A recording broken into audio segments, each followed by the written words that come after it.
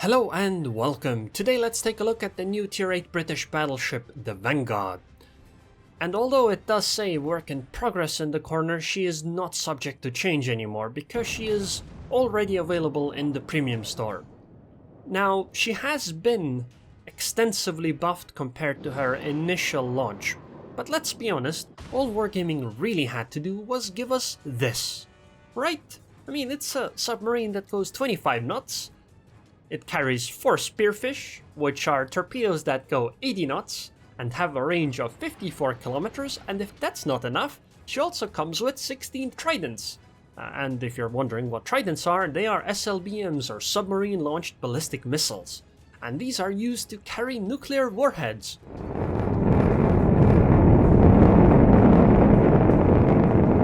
Each Trident carries 8 to 14 warheads each, which means that she carries anywhere from 128 to 224 nukes per submarine. I think that would be quite adequate in firepower, don't you? Joking aside though, the Vanguard is actually fairly good, and one of the ways she is fairly good at is anti-air, and as we can see, there are planes incoming. Right there, and this is a tier 10 battle, and it's a tier 10 carrier called the Midway. So we will be turning towards the torpedo bombers so that she will not go for me, because if I keep turning here and now I start turning to the right, the torpedo bombers will be unable to do anything to me, and as you can see, they went for a different target. And I shot down 4 planes. 5. For a tier 8 battleship, that's pretty good, right? So what makes her good against carriers? Well, number 1 is that she has fairly decent anti-air. Well, I shot down 8 planes here, actually. That's really good. Against a Midway.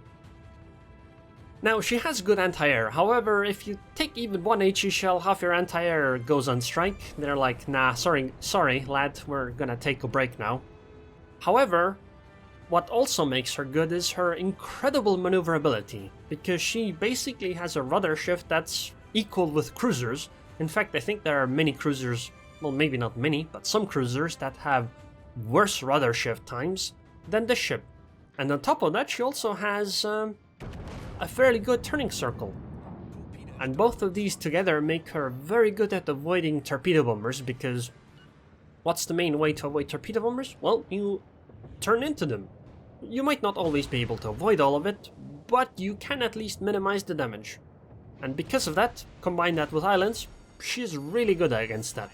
However, although her name says Vanguard, she is not actually a ship I would put in the Vanguard at tier 10. Because she is not a very dangerous battleship.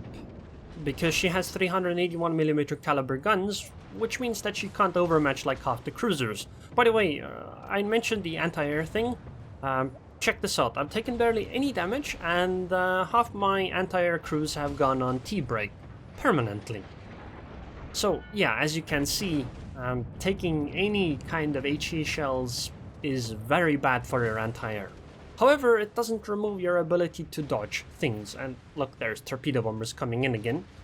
This time though, I don't want to be here, and I think it would be wise to fall back, considering that's what the rest of our team is doing on this side. More or less anyway. Although, perhaps if we can sink a few of the opposing team's ships, it'll be okay. Goodbye, North Carolina. And actually, you know, now that I look at it, it would be a good idea to stay on the side. Because we have a Haruguma, Zao, Yamato, Vanguard, Iowa, but I guess I just don't want to be first. Because they do have a DD here and our Haruguma is fairly low HP. So we will have to somehow deal with the gearing first. Midway could help, I suppose. Now, I was talking about the her ability to be at the Vanguard. You see, 81mm caliber guns means that she can't overmatch cruisers, so her AP isn't exactly very dangerous to cruisers, because a cruiser, like a Des Moines for example, could always just point her nose towards the Vanguard and AP just isn't going to do much. And honestly, you probably don't want to duel a cruiser with HE as a battleship. You're probably going to lose.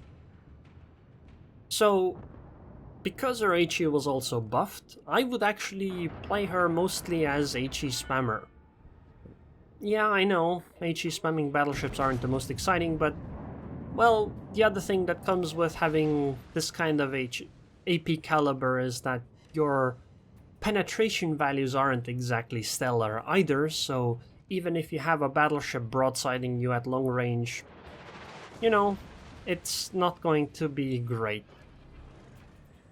And, the other thing to keep in mind is that your incredible maneuverability goes really well with, oh my god, that's a gearing. It doesn't go really well with that gearing, but I need to deal with it. There are most definitely torpedoes incoming. Why would she ever stay in range like that? So I need to just keep turning. I keep a diagonal line so that if I see torpedoes I will be able to turn, because, as I said, the Vanguard is incredibly maneuverable, so she is able to turn, and it seems the gearing actually missed all her torpedoes. That's excellent, because that could have been a really bad day for me. Luckily though, the gearing was merciful. And I guess we'll go and take out the gearing now? Maybe? Yeah, I think it's fine to do it, because the only other ship here is the gearing and the Henri, so it should be okay. And going after the gearing should also put me on a path to moving back, because I don't really... Wow! Wow, 8,000 damage with HE! It's like I'm preparing for the patch where AP doesn't deal as much damage to DDs anymore. That was rather good. Okay, I was talking about how the Vanguard isn't a good Vanguard ship. And the reason is, well, she's tier 8. In a tier 10 battle, you're not strong enough. In a tier 8 battle, sure, because you don't have the overmatch problem, since you can overmatch, actually, even tier 7 battleships. So in games like that, it's quite okay. But in tier 10 battles, I would recommend just staying far away while spamming HE, because you are maneuverable. This means that if other ships shoot at you, at long range you are able to dodge quite many shots, and you don't actually need to keep dodging over and over again, because usually the way players work is you dodge a few salvos, and then they'll be like, yeah, I don't want to shoot at this guy, and they will go shoot somebody else. But then again, HE spamming isn't exactly the most exciting type of gameplay, but it's not that bad. And I'm sure if you try hard enough, you can make AP work as well. Although I probably wouldn't recommend it against higher tier battleships. Again. So we do have the D cap. We have the C cap. I guess going for that Izuma is a good idea, because I don't really want to stay and fight the Henri alone. I would rather like to stick together with somebody else, especially a big magnet like Yamato, because I'm fairly certain the carrier will go for the Yamato rather than me, which is going to be great, because it means I won't be the target. But if we can finish this Henri off, it would be a good idea, because I think the Zao is going to lose to the Henri. And if I then just leave, the Henri would just get the cap zone. At this point, in this kind of a situation, I don't really know if I should be firing HE or AP. I'm just firing HE because the Henri is already low HP enough that it shouldn't matter. All I need is a few hits. And look, the Zao went down, Henri is still alive, but my salvo should be able to seal the deal, and there it is. Which means that our decap will stay safe, especially since we saw the midway too. And oh, look! Game's down to a 2 versus 1. It's me and my midway versus the enemy midway. And I suspect their midway has been playing slightly better in the air game. However, I am probably the best ship to stay alive on my team in this kind of a scenario, although my anti-air will most likely be mostly dead. The good thing is though that I am very maneuverable, as you can see, 122 and 43 from long range. So most of my anti-air is on a permanent T-break right now, but I still have my maneuverability and speed, so combined with the island, it should be pretty good. Actually, I would like to ask you guys, what would be the best course of action right here? I mean, we're winning, as long as we don't lose both our ships. You see, I think the best course of action was to either go into the middle of the map, or keep... because islands are incredibly effective against carriers. And I chose not to go to the middle of the map, I chose to go to the ACAP because I want to sink the midway. And the way I'm going to maneuver is to keep myself next to this island.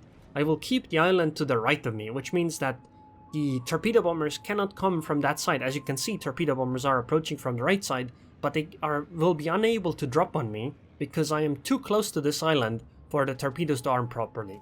So they will either have to fly across my ship to drop me from the other side or drop from the front. And in both cases, because my ship is very maneuverable, I should be able to handle the situation. If I were something like a Midway or a Montana or a Yamato, this would be a lot more difficult because those ships do not have this incredible type maneuverability. However, the Vanguard does. Oh, one other thing, Vanguard, oh my god, I just took 15,000 damage from those dive bombers. I will have to mention though that this ship does not get detonated or one-shot by AP dive bombers as far as I'm aware, like the Bismarck does, but I might be wrong on that, so don't take my word for it, but that's what I've noticed. And look, I managed to avoid those with the help of my Midway, and now he only has one other squadron left, and dropping with one squadron, I think I should be able to take a maximum of 1 or 2 torpedoes. So that's definitely not going to sink me. And time is ticking in our favor. Okay, she's flying to the other side, so I'm now turning because of my incredible rudder shift time. I am completely able to turn in time. Well, maybe not quite to avoid everything, but it's okay. I only took 2 torpedoes. In fact, I think if I had slowed down at the correct timing, I probably would have only taken 1 torpedo. But man, these dive bombers are actually fairly scary. It's okay though, because those were the last planes she was able to drop on me, and after this it's time to send a Midway on a permanent tea break. I don't really know if I should fire AP or HE here, although this salvo was definitely good because I got 2 fires. And I don't think she has Damacon because she was attacked by my Midway. Right now though, having AP probably would be a good idea, but it's okay, I guess HE can do its job, and I'm not gonna be able to fire this next salvo because the Midway will burn down by that time. Or we will reach 1,000 points, I guess. Either or, game is over. And as you can see, this ship is really good against carriers, right? I mean, look, it's a tier 10 CV. I have 29 plane kills. And the carrier has tried to attack me and was unable to, although I did get help from my friendly Midway. And island cover was pretty good at that time, but still. Because of her maneuverability, she was able to survive all of this stuff. I think if I had been a ship with less maneuverability, this wouldn't have worked out. Okay, I think I should have had the results screen, but fine. As you can see, 25-second reload, that's pretty good, and 6,300 HE damage. Now AP might be worth it. In many... Where's the battle? Come on game, could you give me the battle results please? Okay, there it is. 668,000 credits, got a nice dreadnought, 29 plane shutdown against the Midway. And I'm a tier 8 battleship, 2,483 base XP. I shot down more planes than my Midway did. More planes than our Midway. But I think the enemy Midway does deserve a compliment. And perhaps even the honorary, to be honest.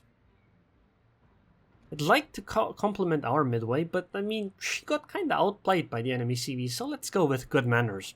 Here you can see my pitiful 87,000 damage. Let's be honest, almost half of the damage output, well, more like 40%, was on the Midway at the very end. I tried my best, okay? I'm only a small tier 8 battleship. It's not my job to win matches like these. Well, as you can see, the Vanguard is pretty good. In fact, I think Hood is probably slightly jealous. Anyways, I hope you guys enjoyed this video. I would like to thank the Patreons on Patreon. Thank you very much for your continued support and a clear sky, and I hope I'll see you guys next time.